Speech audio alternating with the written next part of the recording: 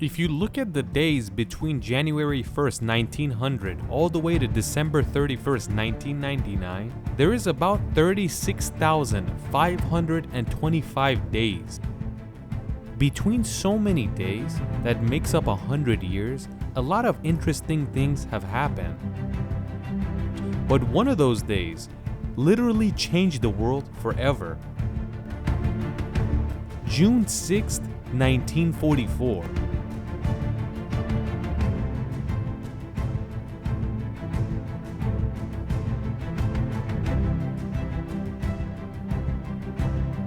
Just like we said, June 6, 1944 is known as D-Day all around the world. Before this day was chosen, the Allies had already named this particular day D-Day, and the name was for a plan to attack the northern beaches of France, around Normandy, mainly Omaha Beach. But why is this day called D-Day? The people that chose this name didn't say why they chose it, but there is a lot of theories on what it means, and they're pretty interesting to know. Some say D-Day stands for Decision Day, but some say it means Doomsday, and some go over the top and call it Death Day.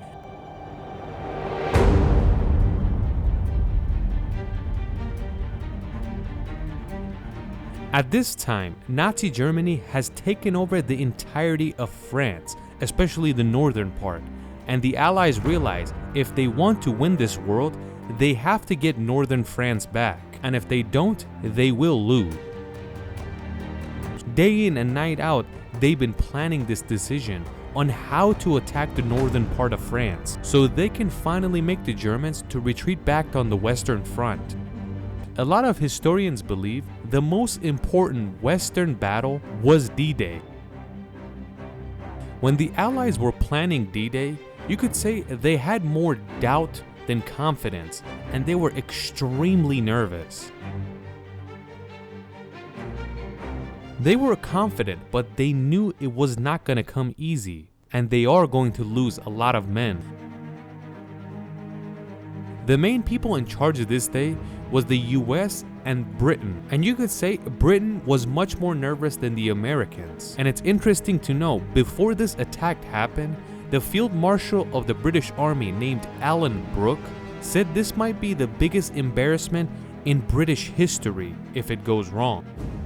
Saying something like this as a 5-star general of the British Army was acceptable, because the way this was planned out was all or nothing, and you truly didn't know what's going to happen. These guys are going to go against one of the most advanced militaries in the world at that time, and they are set up and ready to go in their bunkers. The plan was basically tens of thousands of soldiers, millions of tons of weapons and equipment have to come from 100 miles away in England all the way to Normandy beaches.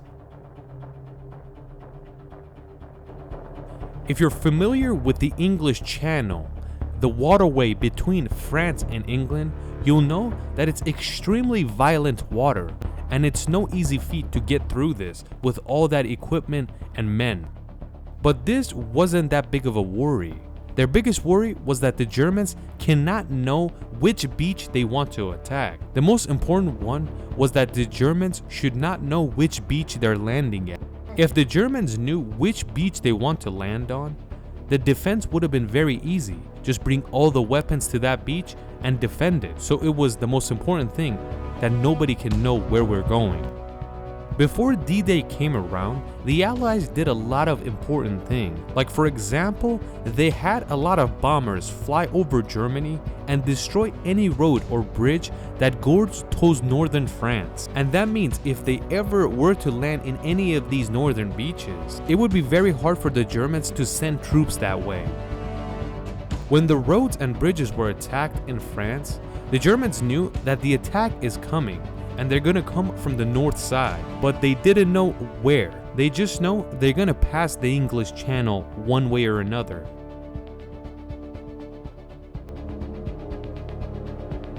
The Allies had a lot of spies in Germany, and they did everything in their power to confuse the Germans. Some say we wanted to land in Calais. The next day they say no, they're going to Omaha. Then they say another and another. Their goal was to confuse the Germans and not know exactly where these guys are gonna go.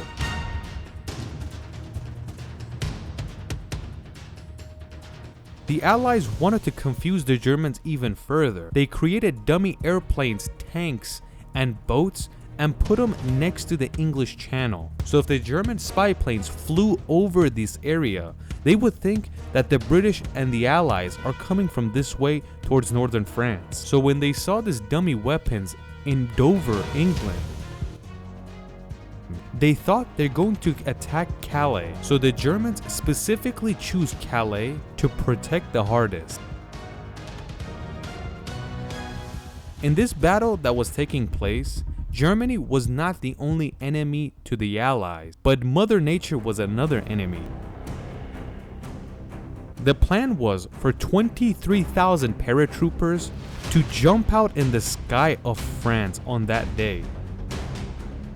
And that means it cannot be a windy day, because if it is, these paratroopers will hit each other and die. With the equipment they had available back then, it was hard to predict the weather. Apart from those, 12,000 bombers were supposed to fly over the land of France and start bombing everything the Germans had control over. And of course, that day could not be cloudy. And the most famous part, tens of thousands of soldiers are supposed to get inside boats, pass the English Channel, and get to the beaches. On a beach that has plenty of mine. The time that these soldiers are supposed to show up, it has to be a low tide, so the mines expose themselves. Because if it's high tides, the mines are hidden and the chances of hitting them are quite high. So a lot of things have to go in their way. It can't be windy, it can't be cloudy, it can't be too stormy, and it has to be low tides. Eventually, after thousands of hours spending time planning this execution, a date was chosen, June 5th, 1944. It is interesting to know that during this time, Dwight D. Eisenhower is the commander of US Army during D-Day, the same person that later on becomes the president, but that has nothing to do with D-Day. In the morning of June 5th, 1944, Eisenhower himself wakes up and sees there is a light rain happening, and that is why he immediately announces that the plans are off. We cannot go today. We will go tomorrow because we can't risk a little bit of rain. You might say one day is not bad, but for back then, it was a huge deal. Tens of thousands of people have woken up, gotten ready, and they're trying to head to battle. But all of a sudden, you cancel everything and you have to get ready for tomorrow. So that built a lot of stress for the soldiers. Either way, it finally turns night and June 5th is over. This is when Eisenhower sends his men and equipment into the sky to check how the weather is. Since they didn't have proper equipment, he also had men fly in the sky with aircrafts to check the weather, and most of them came back positive. And that is why when you get to the morning of June 6, 1944, the plan for D-Day is finally ready to go. With this order, 130,000 men move from their spot, with all types of equipments in the air, water, or ground. Most of these soldiers were Americans, and they had an average age of 21. Young men that hadn't even left their hometown their entire life. But all of a sudden, they're fighting a battle that they have no idea what it's about. On June 6th, the beaches of Normandy were gonna have one of the most brutal battles in the history of men. And the main reason is, this war is face to face with modern weapons, and there was no other way that you could take the beaches of Normandy without fighting it like this.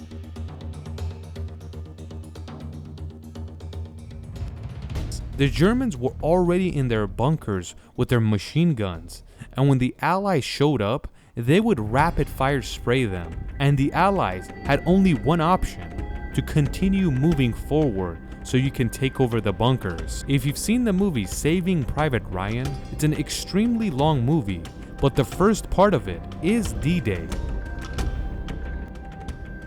The men that were involved in this battle, and they stayed alive through it all, and saw the movie Saving Private Ryan, they said everything is the same, except I couldn't smell diesel.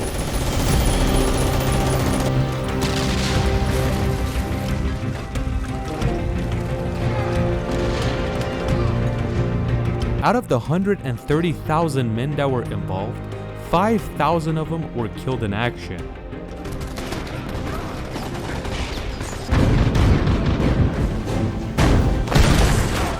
The amount of men that kept unloading onto these beaches overwhelmed the German troops, and they couldn't keep up, so they were taken over. When the Germans lose the northern part of France, there's only retreating from now on, and the same thing is happening quicker in the Eastern Front. After losing this battle, Germany was not the old Germany anymore, and it only lasted for about 10 months.